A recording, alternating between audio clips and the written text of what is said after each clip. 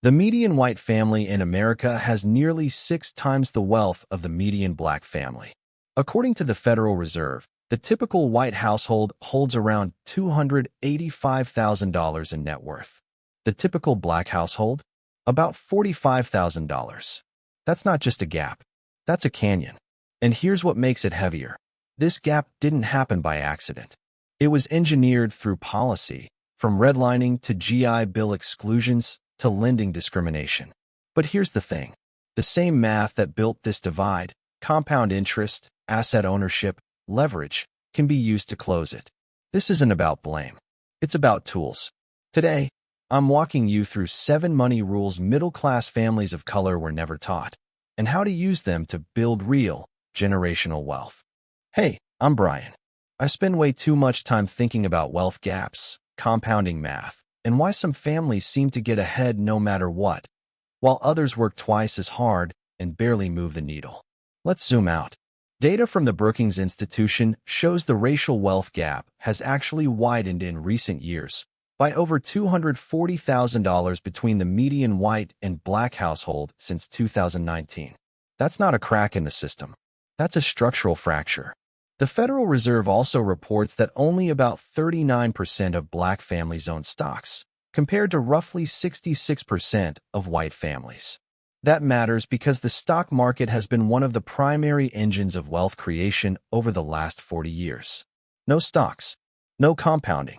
And according to the Consumer Financial Protection Bureau, Black and Latino borrowers are more likely to receive higher-cost loans, even when controlling for income.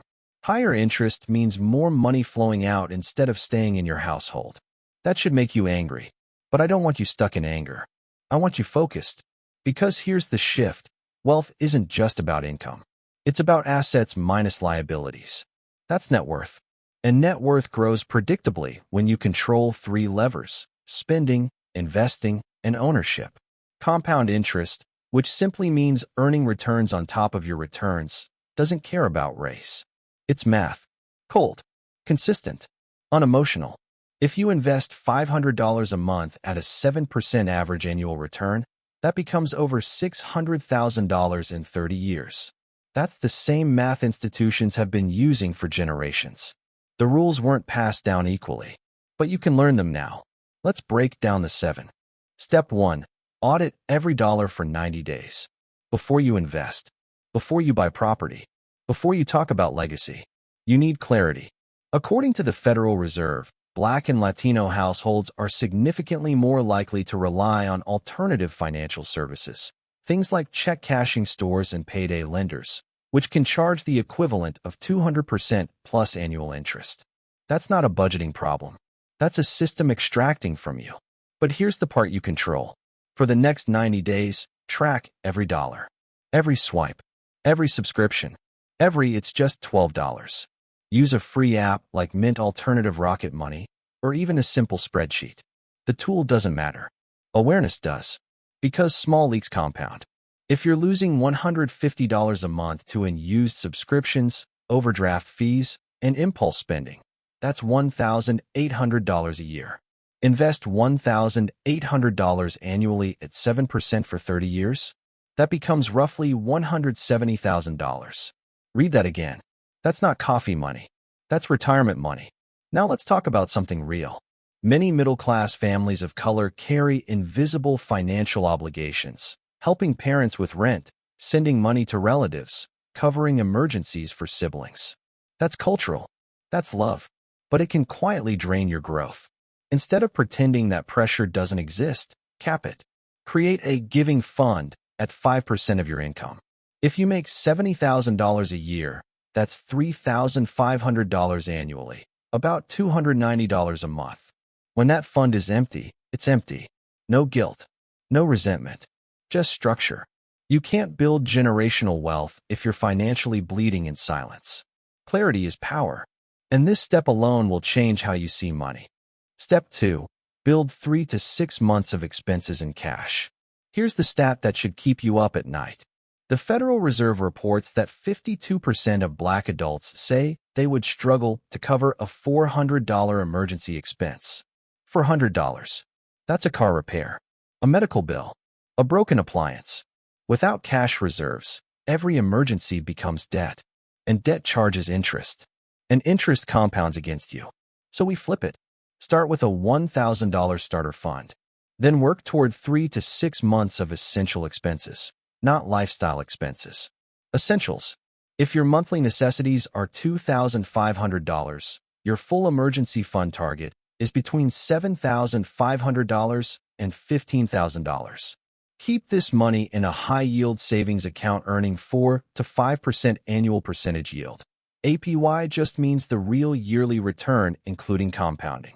At 4.5%, $10,000 earns about $450 per year without you lifting a finger. It won't make you rich. That's not its job. Its job is protection.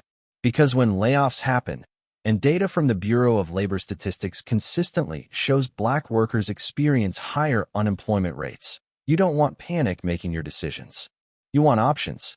Use federally insured banks or credit unions. Check platforms like National Credit Union Administration to verify insurance protection. This fund is your shield. Once you stop reacting to emergencies with credit cards, you stop leaking interest. And once you stop leaking interest, your money finally starts staying home. And that's when we can start building. If you're new here and just subscribed, comment your name below. I read every comment and shout out new subscribers in my next video. I do appreciate you joining me on this finance journey. You've plugged the leaks. You've built the shield. Now we remove the anchor. Step 3. Eliminate high-interest debt aggressively. Credit cards aren't evil, but 20 to 25% interest is. According to the Consumer Financial Protection Bureau, Black and Latino borrowers are more likely to carry higher-cost credit products, even at similar income levels. That means the same $5,000 balance can cost you more over time. Here's the math. A $5,000 credit card balance at 24% APR. APR just means annual percentage rate, the yearly cost of borrowing, with minimum payments could take you over 15 years to pay off and cost more than $6,000 in interest. That's more than the original debt. Interest at 24% doesn't compound for you. It compounds against you. You have two proven methods. The avalanche method, pay off the highest interest rate first. The snowball method, pay off the smallest balance first for momentum.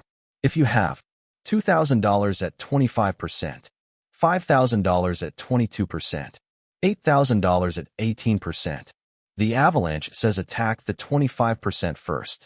Mathematically, that saves the most money. But if knocking out the $2,000 gives you psychological momentum, do that. Behavior beats theory every time. If you free up $600 a month by eliminating debt, and you redirect that $600 into investments earning 7% for 25 years, that becomes roughly $380,000. Same money, different direction. And let's acknowledge something. In many families of color, debt wasn't used for luxury. It was used for survival, tuition gaps, medical bills, helping relatives. There's no shame in that. But survival tools shouldn't become permanent chains. If you need structure, look at nonprofit credit counseling through organizations approved by the U.S. Department of Justice. Avoid debt settlement, companies promising miracles. Freedom first, then growth. Now we shift from defense to offense. Step 4. Invest, even if it feels small, even if it feels early. Here's the stat that explains so much. The Federal Reserve reports that only about 39% of Black families own stocks, compared to roughly 66% of white families. That gap alone explains decades of difference in wealth accumulation. Because ownership compounds. When you buy a stock or an index fund, which is simply a bundle of hundreds of companies grouped together, you're buying tiny pieces of businesses. And as those businesses grow, your ownership grows. If you invest $500 per month into a low-cost index fund averaging 7% annually, in 30 years that's over $600,000. Start with $200 a month. That's still around $240,000 over 30 years. Time matters more than amount. If your employer offers a 401k match, that's free money. If they match 4% of your salary and you make $60,000, that's $2,400 a year added automatically if you contribute at least that much. No match. Open a Roth IRA, a retirement account where your money grows tax-free and withdrawals in retirement are tax-free. You can open one at platforms like Vanguard, Fidelity Investments, or Charles Schwab Corporation. And I need to say this directly. There is historical distrust of financial institutions in our communities, and for good reason. From discriminatory lending to predatory products, the history is real. But broad market index funds aren't about trusting a banker. They're about owning the economy itself. You don't have to feel ready. You just have to start. Because every year you wait costs you 5 figures in future compounding. Defense builds stability. Investing builds wealth. And we're just getting started. You're investing now. Good. But investing gets easier when there's more income flowing in. Step 5. Build income beyond your primary job. According to the Bureau of Labor Statistics, Black workers consistently face higher unemployment rates than white workers, often nearly double during recessions. That's not about work ethic. That's about labor market exposure. One income stream means 1 point of failure. 2 streams, now you have insulation. Your target, build side income equal to 20% of your main salary. If you earn $70,000 per year, that's an extra $14,000 annually. About $1,166 per month. Invest that $1,166 monthly at 7% for 25 years. That grows to roughly $900,000. That's how income diversification turns into wealth acceleration. Now let's keep it practical. Use skill-based platforms where gatekeeping is lower and bias is reduced by digital marketplaces. Sites like Upwork, Fiverr, and Etsy allow you to monetize skills, writing, design, tutoring, digital products, handcrafted goods. If you prefer local service, think tax prep, notary services, bookkeeping, event rentals. And I know what you're thinking. I'm already tired. That's real. Many middle-class families of color are already carrying family responsibilities, community commitments, sometimes even translation duties for parents. So don't think second job. Think scalable skill. Start with 5 hours a week. Build to automation. Raise rates. The goal isn't burnout. It's leverage. Because income is the fuel. Investing is the engine. Now let's talk about the asset that built more American wealth than any other. Step 6. Approach real estate as strategy, not just shelter. The homeownership gap is about 28 percentage points between Black and white households, according to the U.S. Census Bureau. That gap is one of the biggest drivers of the wealth divide. Because when you own property, 2 things happen. Your housing payment builds equity, which simply means ownership value. The property itself appreciates over time. Let's say you buy a $250,000 home with 3.5% down using an FHA loan, insured by the Federal Housing Administration. That's about $8,750 down. If that home appreciates at just 3% annually, in 30 years it's worth about $607,000. And that doesn't include the equity you build by paying down the mortgage. Now here's the strategy layer. House hacking. Buy a duplex. Live in one unit. Rent the other. If your mortgage is $2,200 and your tenant pays $1,200, your real housing cost drops to $1,000. Lower expenses, higher ownership, faster wealth building. And yes, we need to acknowledge redlining. Discriminatory housing policies from the 20th century limited where Black families could buy and receive loans. That history shaped today's numbers. But today there are tools. Visit HUD or housing.gov to find down payment assistance programs in your state. Many offer $5,000 to $20,000 in grants. Real estate isn't mandatory, but strategic ownership? That changes family trajectories. Income builds capacity. Ownership builds permanence. And the final step ties it all together. You've built income. You've built assets. Now we protect it. Step 7. Formalize the legacy. Here's a stat that doesn't get talked about enough. Only about 16% of Black families have a will, compared to nearly half of white families, according to survey data cited by organizations like Caring.com and reinforced by research discussed at the Brookings Institution. That should concern you. Because without a will, state law decides where your assets go. Probate, which is the court process of distributing assets, can freeze property for months or even years. That's how wealth disappears between generations. A basic will can cost a few $100s. Platforms like LegalZoom or your local state bar association can connect you with licensed attorneys. Next, term life insurance. Term life is simple. You pay a small monthly premium, and if you pass during the policy term, your family receives a payout. No investing component, just protection. A healthy 35-year-old might get a $500,000 20-year term policy for $25 to $40 a month. That's leverage. $40 a month invested at 7% for 30 years becomes around $48,000.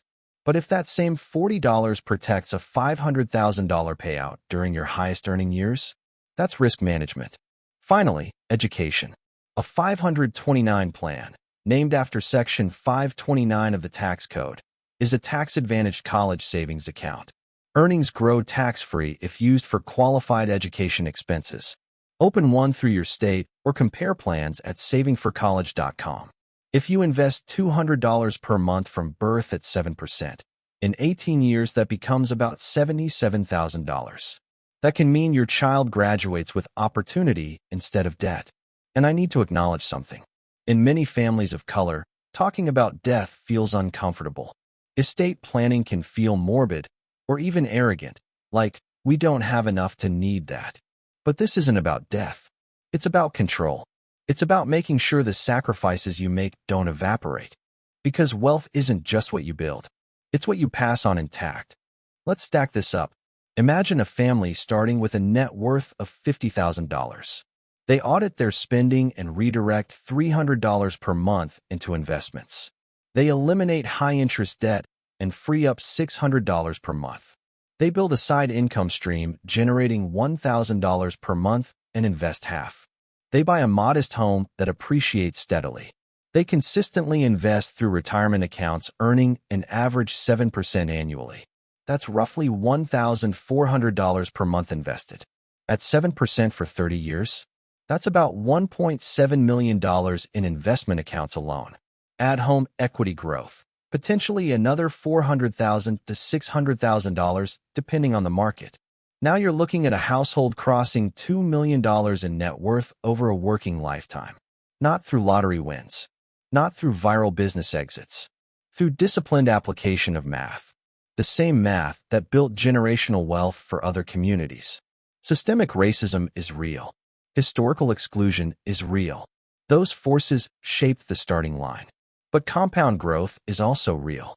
And when enough families apply these principles at the same time, something powerful happens. Net worth rises. Options expand. Communities stabilize. Political influence grows. Wealth is quiet power. So here's what I want you to do. Comment below with the step you're starting first. Not all 7, just the first one. Commitment matters. Share this with one family member or friend who needs structure, not motivation, structure. That's how we build collective power. And if you're serious about closing the gap in your lifetime, subscribe. Because this channel isn't about hype. It's about ownership. And ownership changes everything.